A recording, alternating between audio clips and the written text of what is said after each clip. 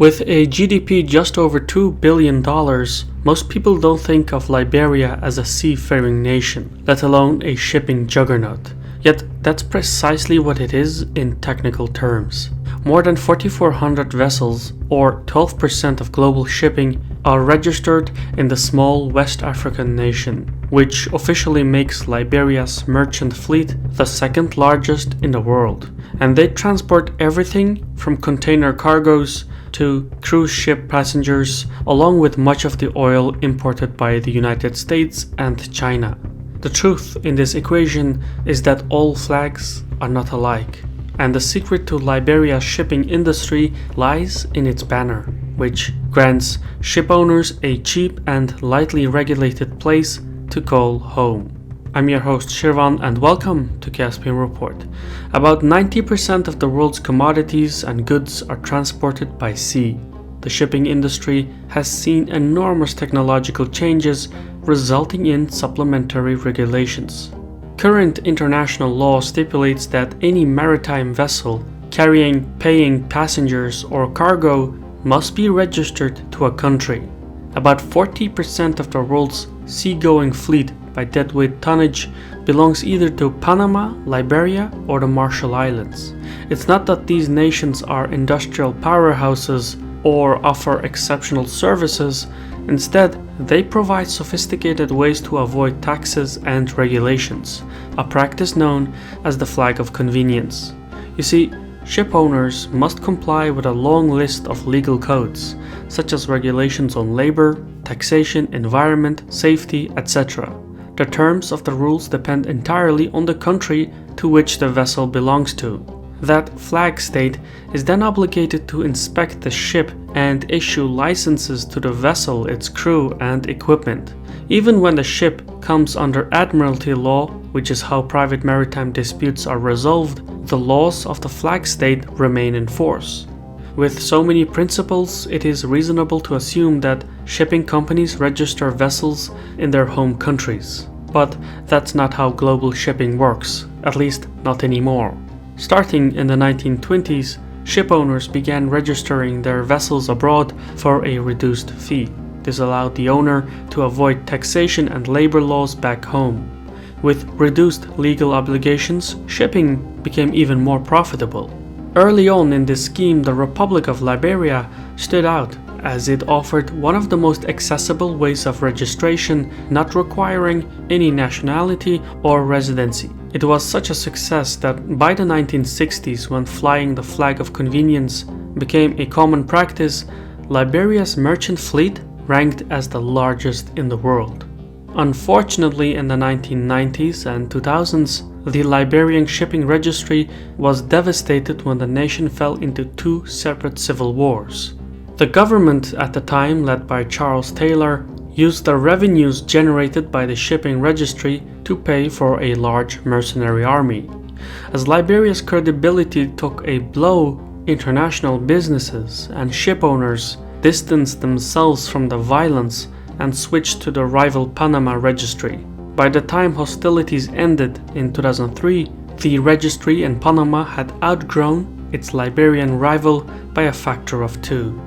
Now, the government in Monrovia seeks to win back the ships it lost. Last year, Liberia signed a strategic deal with China to make it easier and cheaper for Liberian registered ships to sail into Chinese ports. That effort has paid off. Liberia's merchant fleet grew by 8% in 2018, measured by gross tonnage. Mind you, these are not authentic Liberian vessels, but foreign ships that seek to streamline their trade with China. In this equation, Liberia merely acts as the middleman, which is still profitable business when dealing with Chinese exports and ports. So for instance, the operator of an Egyptian oil tanker sailing for China will save a few million by sailing under the flag of Liberia, while making no changes to its equipment, crew, or respective protocols. Choosing the right flag can mean the difference between going bankrupt and going big. However, since the 1980s, flying the flag of convenience has drawn widespread scrutiny from governments and trade unions across the globe. Numerous multilateral mechanisms were designed to hold ship owners accountable regardless of registration. That said, the mechanisms are rarely ever enforced, and new regulations have proven to be difficult to pass due to lobbying efforts. For instance, when the United Nations tried to pass a decree requiring flag nations like Liberia to clean their ships or have an economic state in the ownership of the vessels, the UN motion failed to gather enough signatories to come into effect.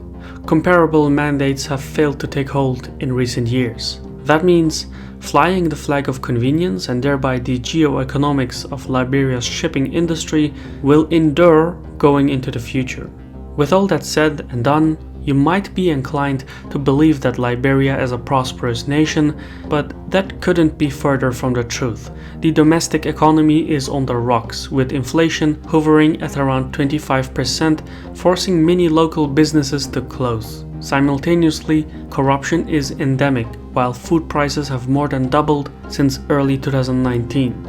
Most of the problems stem from the outbreak of Ebola in 2014, which encouraged investors and aid workers to leave the country, causing a recession. The second shock came in 2018 when the UN Blue Helmet peacekeepers packed up and went home, leaving behind a weak state. In 2017, George Weah, a former football star, was elected as president. He promised to reduce poverty and corruption, but he hasn't done any of these things. Instead, the president has been busy constructing houses for his private compound in the capital. These are all alarming trends for a country that is still recovering from its 14-year-long civil war that cost the lives of some 250,000 people and triggered hostilities in the neighboring states. Shipping is the only industry in the country that remains operable, but the revenues pouring from the sector go straight into the pockets of an elite few. Officially, the fees and taxes generated from the Liberian shipping registry amount to about $18 million a year. That is not an unusually large sum. However, critics say that the majority of the revenues is funneled to support fraudulent, non-governmental projects. By some estimates, the money from the shipping registry amounts to 25% of Liberia's annual government income. We'll never know exactly how much money is lost since all the paperwork is done by a foreign company. During the presidency of Taylor, the government appointed an American firm called the Liberian International Ship and Corporate Registry as its chief agency in charge of the day-to-day operations and the corporate maritime registry. The company handles all the paperwork and turns over the earnings it collects to the Liberian treasury. But the company, which bears the name Liberia, is so disassociated with the country that even its headquarters is located in Dulles, Virginia, in the United States. At the same time, the Virginia agency has some 27 offices spread over major maritime centers. Today, some Liberian lawmakers are calling for the new government to review the contracts awarded by the previous Taylor government, including the activity of the Virginia company. But this is unlikely to happen. Any changes in management of ship registry would create severe complications to thousands of ship owners who fly the Liberian flag, forcing them to shift their registrations to other rival nations that offer the practice of flying flags of convenience. So if Liberia were to review the operations of the Virginian company, the government would immediately jeopardize its revenue stream generated by the registry fees and taxation. Ultimately, the geoeconomics of Liberia's shipping registry, as valuable as it is, will remain beyond the control of the state. I've been your host Shirvan from Caspian Report. Credit goes to our Patreon community for making content like this possible. If you want to learn more or support our mission, visit the link in the description. Thank you for watching, and Sahol.